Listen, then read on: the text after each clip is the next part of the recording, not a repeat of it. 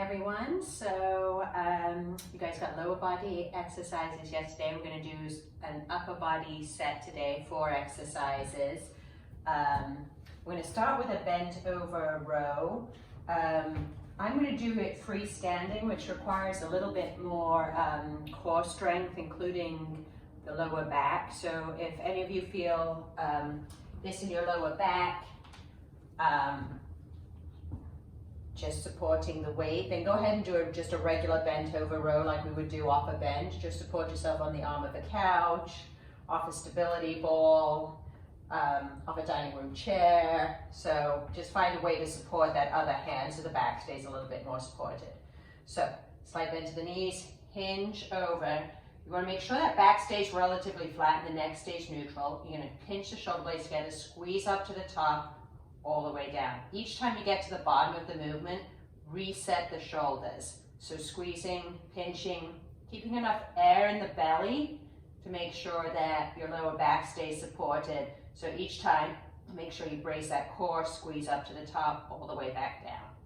So again, just like I mentioned yesterday, I would say 10 to 15 reps, depending on what weight you have available.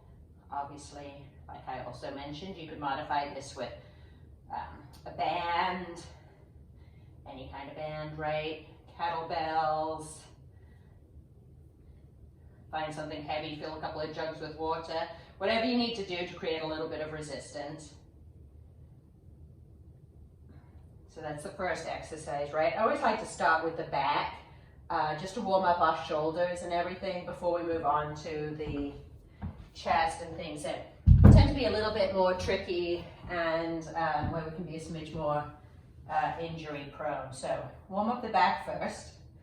Row's a fairly easy way to do that. The next one we're going to do is a variation on a push-up. It's a slightly more challenging variation.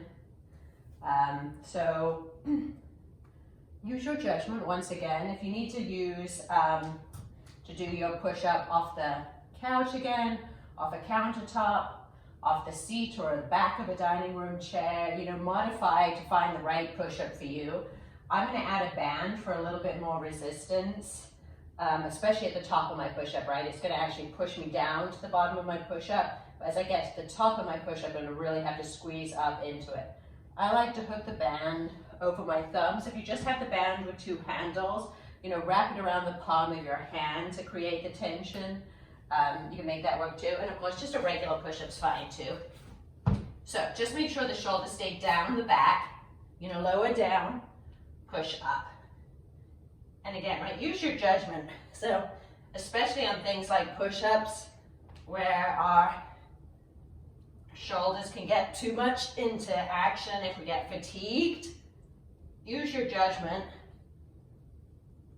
on, that's not challenging. Use your judgment on how many reps you're going to do. So I always say, 6 is totally acceptable. If 10 feels relatively easy, shoot for 12. Don't overdo it on the push-ups, right? We need to just make sure everything stays balanced, keep those shoulders safe. So moving back to the back body, we're just going to do one of our old favorites, the band pull-apart.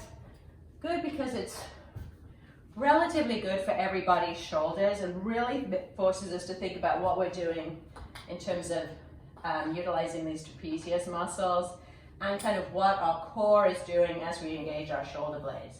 So I'm going to hold the band, as you guys know, maybe a smidge higher than shoulder height, just so we sort of naturally pull down and back, right? Enough tension so that it's relatively challenging at the back end of the range of motion, but you don't feel any pinching, right? Slight bend to the knees. Make sure that the butt stays engaged, right?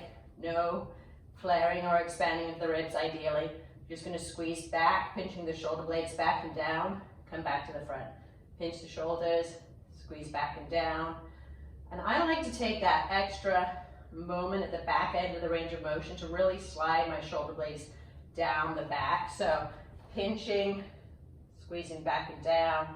Coming back to the top, pinching, squeezing back and down, a little extra squeeze at the back, then back to the start. So just finishing off the set. Try and keep under control, right? It's tempting to just let everything sort of swing fast back to the beginning, but you'll get a little bit more work out of it if you sort of control that return to the start. So 10 of those. And then last but not least, for this 4 exercise upper body circuit, we're going to do a chest fly using the band. So I have the hooks that go over the top or the side of the door frame. If you do not have these, you can hook the band underneath the chair or couch so that you have something to kind of pin it under and lay on a stability ball. You can use dumbbells, obviously, to do a fly.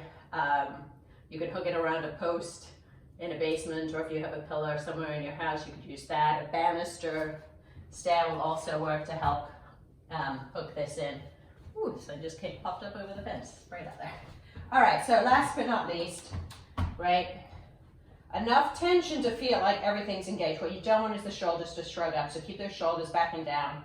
Squeeze to the beginning, open out, inch forward, open out. Obviously the angle makes a difference too.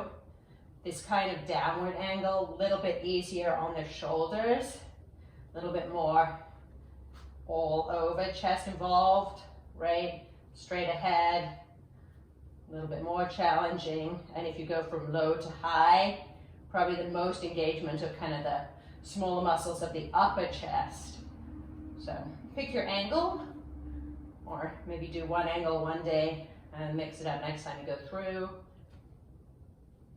Again, control the weight, open. Really think about squeezing the shoulder blades together as you open. Try and keep them relatively engaged as you come back to the beginning of the movement. And that is it for day 2 and the upper body workout. We have yet to hit core and arms. Those will be in upcoming days. So hope everybody is well and safe, and I'll talk to you soon.